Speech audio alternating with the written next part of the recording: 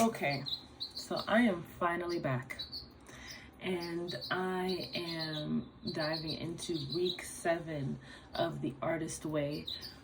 Just as a little disclaimer, I already read week 7 a very long time ago, did all of the exercises, read into week 8, forgot about week 8, so I have to read it again. I was just going through a lot, and I felt like it was time for me to get up and move. I felt like it was time for me to not take any more excuses. And when they were talking about reading deprivation, that's for real. So I put this damn book down and I decided to go act. So I have a lot of things that inspired me in this chapter, and I would like to talk about it. So in chapter 7, it was week 7, recovering a sense of connection. We turn this week to the practice of right attitudes for creativity. The emphasis is on your receptive as well as active skills. The essays, exercises, and tasks at AIM, excavating areas of genuine creative interest as you connect with your personal dreams. So in this book, and then the first chapter is talking about listening.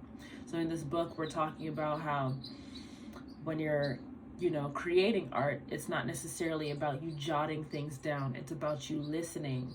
When we were talking about this book, this chapter, it was not in the guise of when we create, we're trying to think something up.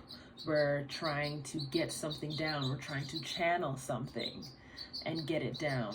Something that is already there, instead of trying to find something that isn't there, right? So something that's beyond our grasp, as they'd like to say it. That really spoke to me, because I've always felt like I was a channel for God, right? And especially in the guise of helping other people. But I felt like, what could I do to help myself? That way I'd be more able to help other people, if that makes sense. As well as I didn't feel happy anymore helping others. That didn't feel good. I didn't feel like helping others if I didn't feel happy doing it. Felt very ingenuine, right? So a lot of my artwork was never for me. A lot of the tattoos were not for me. I do medicinal tattoos, so of course the tattoos are in the guise of helping somebody else, but they were never healing or restorative for me. So I always felt beat up by the end of those situations. Felt like, have you ever seen those movies where the main character has superpowers, and every single time they use their superpowers, they get drained and they're like, oh. That's how I felt. That's how I felt. So I stopped all of that.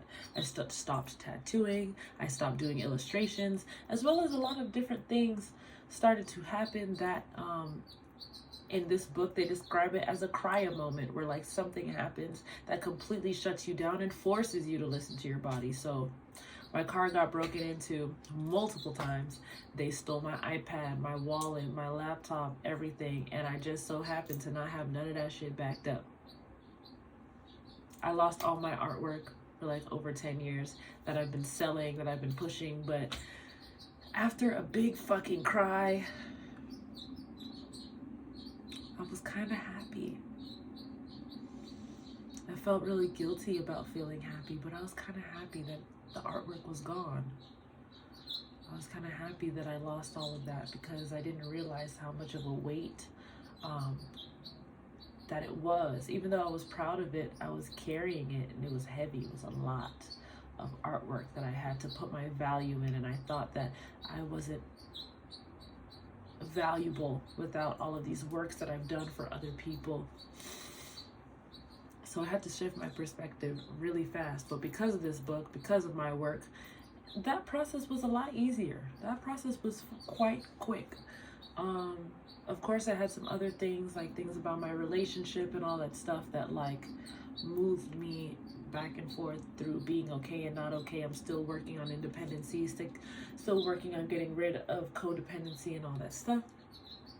But yeah, those were a couple challenges. So in recovering a sense of connection, for me, it was always not necessarily that I didn't have a connection, but it was always that I put other things before that sense of connection. So I would never reach to it.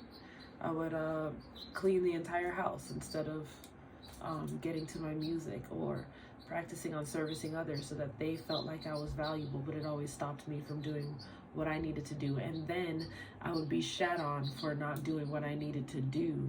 So either way, I lose.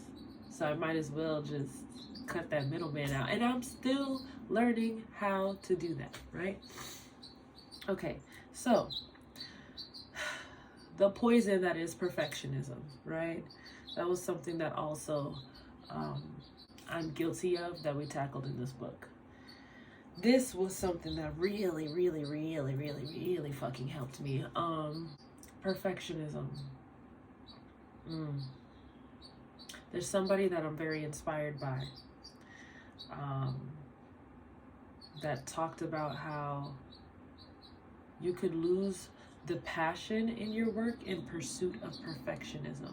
When I heard that, it was like, aha moment. I was like, oh my God, that's what I've been doing this whole time. I've been critiquing and pulling away and putting back in and pulling away and putting back in, to the point where like, it wasn't even me anymore. I didn't even like it anymore. It didn't even feel familiar anymore. And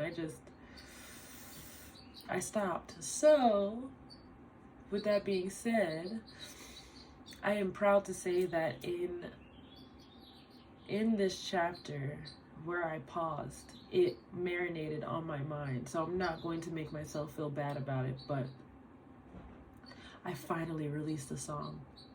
I was blessed with a studio, as you can see, and I sat in that studio. I got me some beats.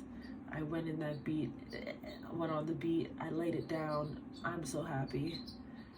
The song is called Anxiety.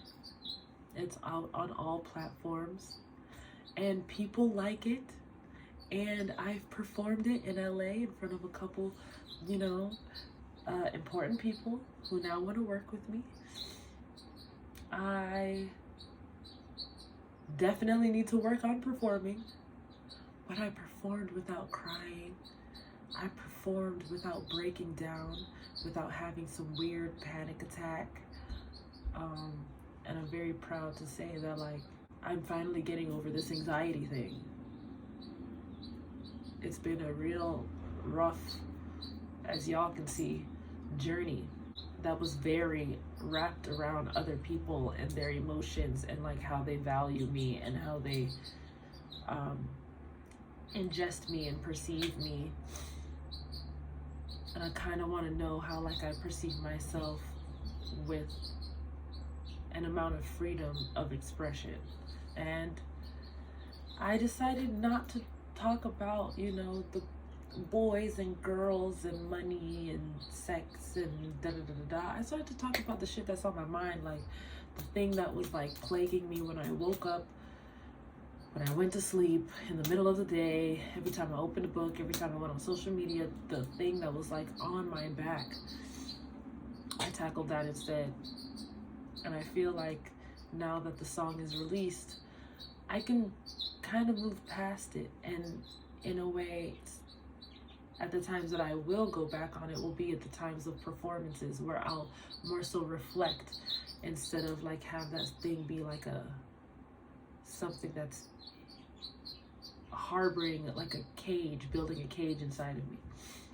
So yeah, channeling, listening in order to create, and perfectionism, right? We also talked about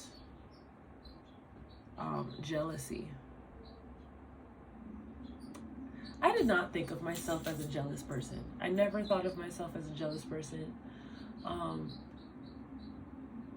But when they asked me some questions and they put, the idea of critiquing and all of this, and why we critique, right? Why are we so critical of other people, and like what can actually be behind that?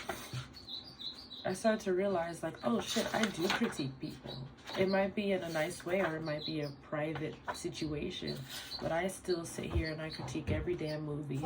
I critique especially people that I'm inspired by. I critique the shit out of them because I'm inspired by them, because I want to do what they're doing, because I feel like I should be doing that.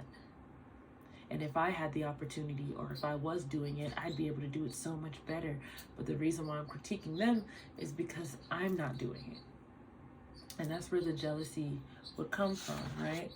So they wanted me to write down some people that I'm jealous of, and write why, and write down an action that I can take to fix that jealousy or mend it. I noticed that most of the people that I'm jealous of are established celebrities. I think that tells us a lot right there of what I want for myself. So I had a list. I'm not going to go into the list of all the people, but some people that I was jealous of are actually people that I have worked with, had conversations with, have done shows and events with, that are now successful, people that have the same birthday as me, people that have the same natal chart as me, people that are in my family.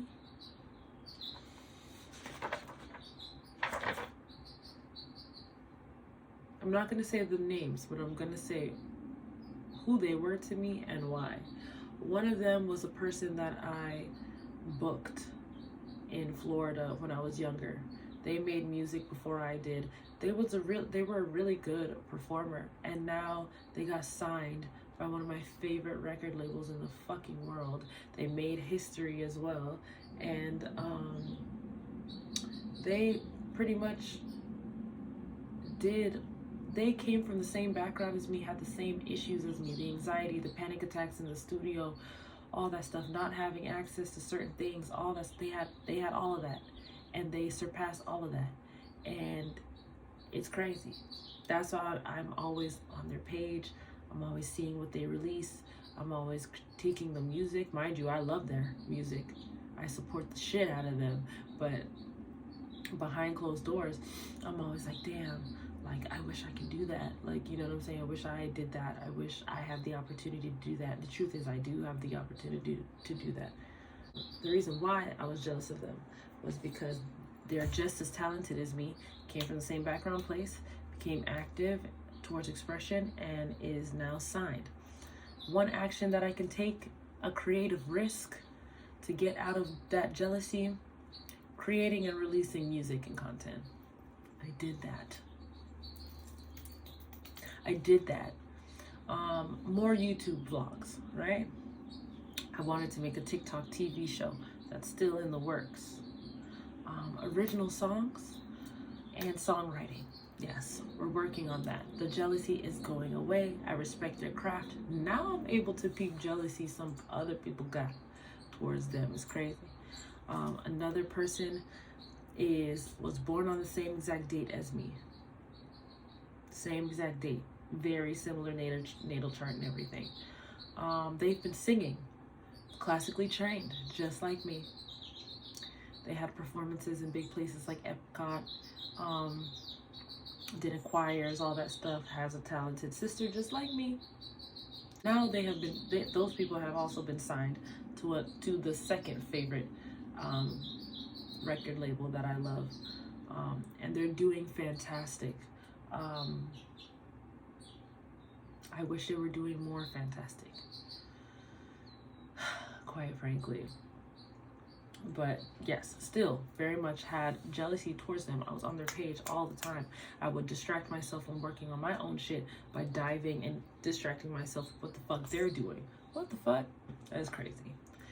And the reason why I think a lot of people don't feel like I'm a jealous person is because the jealousy that I have towards people are not of people, any of my peers. None of my peers. I'm not jealous of any of my peers. None of my friends, none of the people that I know. It's always some one-off person in like Liberia or some shit that I'm like, the bitch. I wish I could do that. I don't want to be a jealous bitch. You feel me?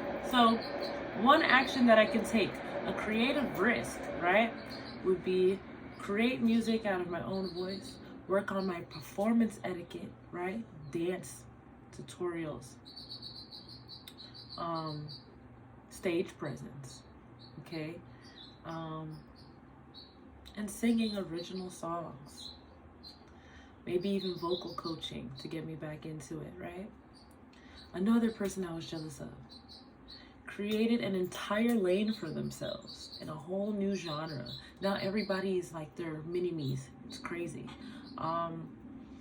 They broke societal norms, and now every fucking person, especially black female artists, wants to work with them and is working with them, and they hop on every song and kill it.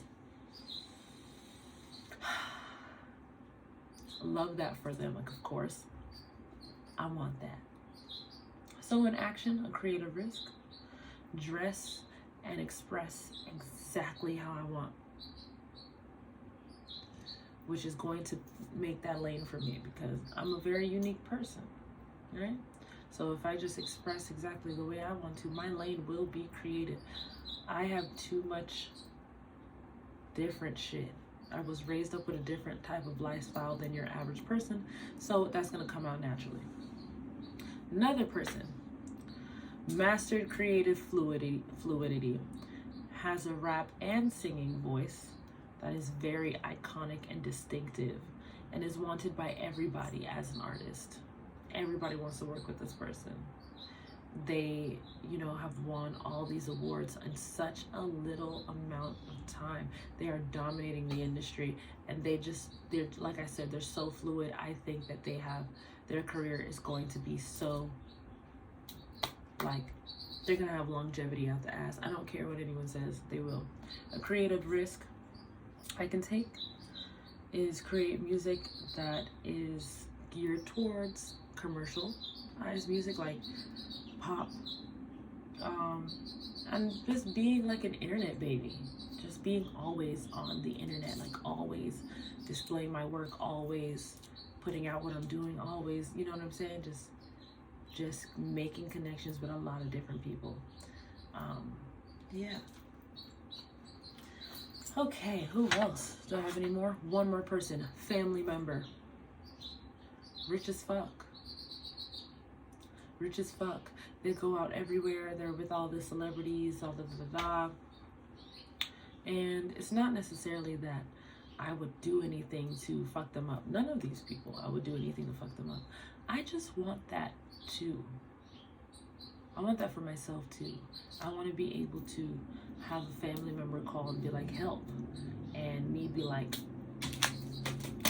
no problem. You know what I'm saying? I want to be able to bless my family, take them out into places, get married when I want to, spoil my people, my partner, my family the way I want to, and just live a very great life. And if there are stresses, it wouldn't be from finances, right? So that's something that I want.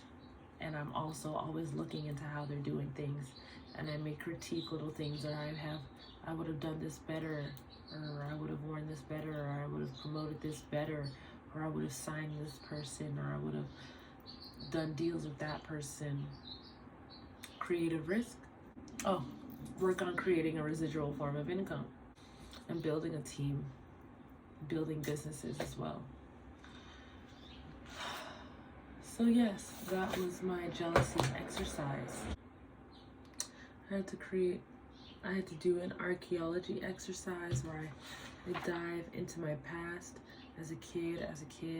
As a kid, I missed a chance to. As a kid, I lacked this. As a kid, I used to use this. As a kid, I dreamed of being this. As a kid, you know what I'm saying? I did all of those.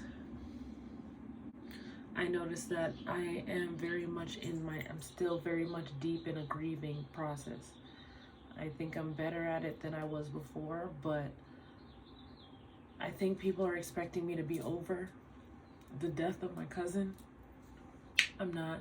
I don't know when that's gonna happen, but it ain't happen anytime soon, and I'm working on that. Anytime I'm sad, like, it literally just right back into that specific situation and me wanting that specific cousin to be around to solve this issue like they usually do, like how they make me laugh, how they motivate me, how they just knew how to speak to me. I knew how to speak to them, and it was just very symbiotic, you know what I'm saying, relationship. We played off of each other, we helped each other grow spiritually, in the physical realm too, manifesting as well too. I really haven't seen that exact type of dynamic since. So I'm mourning that. That came a lot out of this archaeology exercise. But it's important to acknowledge our positive inventory as well as our shortfalls, as they said. Take positive stock of what good you have to build on the present. And so then they have phrases like, I have a loyal friend in blank. One thing else. So for instance, like they have a number 10 in the phrases was, I beat myself up about the loss of blank, right? I beat myself up about the loss of my confidence and audacity. That's what I wrote in that sentence. I was like, damn, I really do. That was me being honest. For years, I missed and wondered about blank. I said, creating a YouTube channel and a studio. Now I have a YouTube channel and a studio. We're changing things. All right, let's move on. One thing that I will say is I continued with the morning pages the entire time. It's been months since my last video. So when we talk about this check-in, I kept up with my morning pages and I had lots of artist dates. Were they necessarily alone? No, but the journey going through it, that was a long process that I kept to myself. So it felt like a lonesome journey because I didn't necessarily tell anyone what I was getting out of it. It wasn't necessarily like an announced thing. So if I did something, that would be considered as an artist date and nobody else knew it was, right? So like for instance, my previous artist date, when I like went to the Exploratorium and the Night After Dark, all this stuff like that, I went there alone, but there was a bunch of other people there, right? So I was alone in just me knowing that this was an intentional artist date that nobody else knows about. So I've taken a couple trips to a couple places and done a couple things, and I consider them as artist dates because I checked off necessary things off of my list. You get what I'm saying? Like performing, things I want to do, whatever. Okay, now when we talk about chapter 7, right, and how I marinated on that and used that to my abilities, they asked a question in this book. What would I do if I didn't have to do it perfectly? That became the entire inspiration of the song Anxiety, okay? I went in there and I did that shit. And it may have taken longer than a couple hours. It took me like a week and a half to write that fucking song, going in and out, and then getting it mixed over and over and over and over and over again, and then having it, you know, put out on whatever. And I was really learning in the process of all this shit.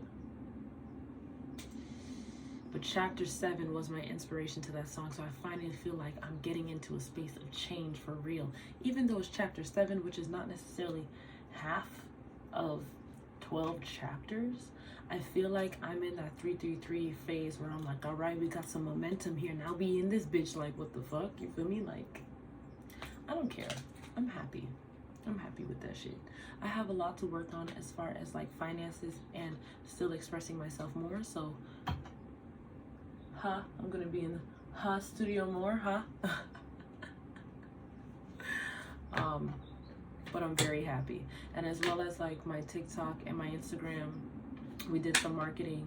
We shot my Instagram up to like 77,000.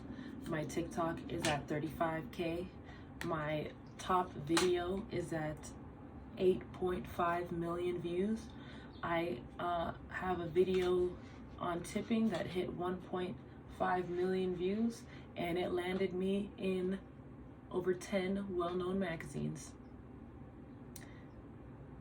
It should be hitting me harder, but it's because that's not necessarily, it is what I wanted, but I felt guilty about it felt guilty about not being that excited about it because what I really wanted was success in music.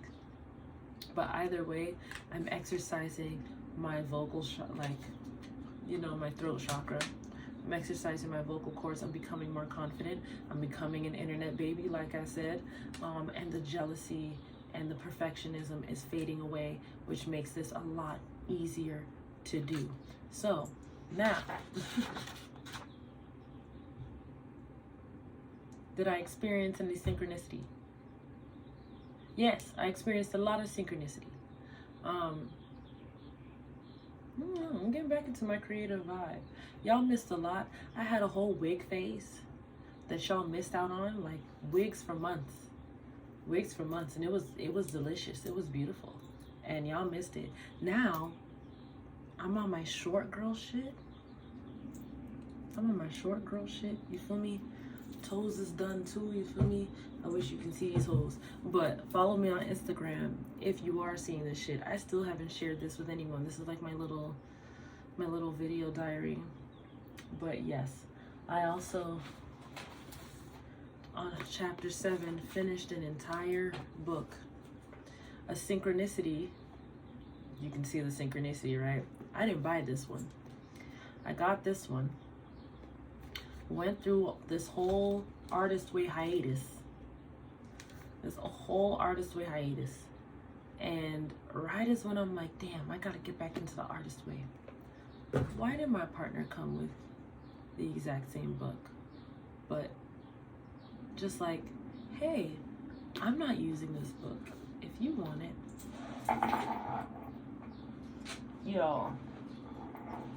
And then when I just opened up the book, I just remembered another synchronicity. I went on a trip with my partner, and it was great. You know, we went to LA, we performed, we ate, They're being very successful in their business. I'm helping them out with their business and stuff. This place, I don't know if you guys know this place. I don't know the name of this place. You guys remember this place?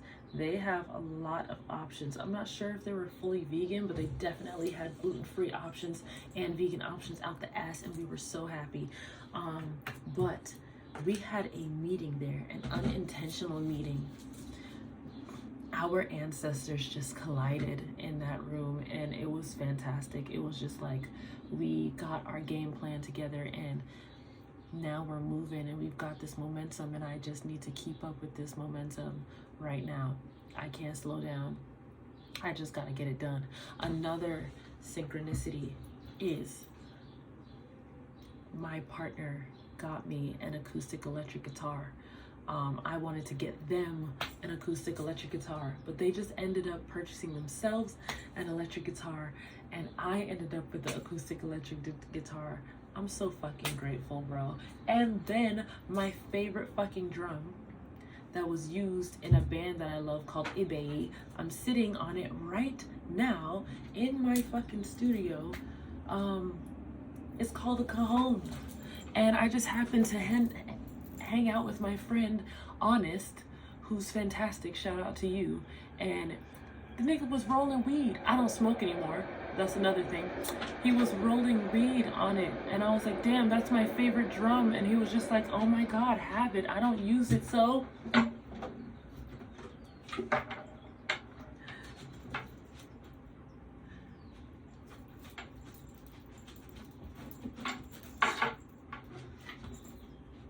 Y'all, filled, happy, honestly, happy.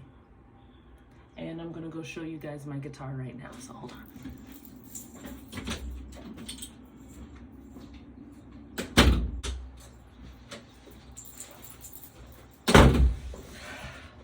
Y'all, so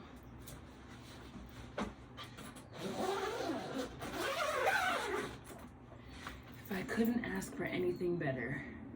I got exactly what I wanted and more.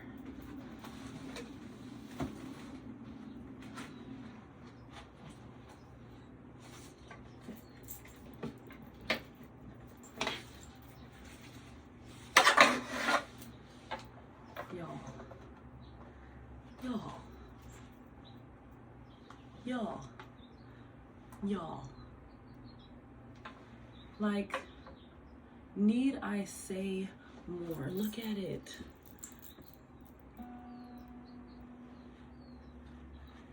Like, you guys. Okay, so week 8, recovering a sense of strength. This week tackles another major creative block, time. You will explore the ways in which you have used your perception of time to preclude taking creative risks. You will identify immediate and practical changes you can make in your current life. You will excavate the early conditioning that may have encouraged you to settle for far less than your desire creatively. Y'all, and that's another synchronicity, y'all. This is exactly what I needed. So I can't wait to reread this because I forgot everything. And yes, one more thing. I have been extremely into quantum physics and learning how to manifest using quantum physics. I've also been really interested in learning how to teach others how to use quantum physics to manifest. So I am writing a book. I am writing a book called Quanta. And people can subscribe to my website right now, that is buelistic.com, BUELISTIC, to get a discount on the book that I will be dropping in a week. Okay, all right, you guys. I will see you guys next time.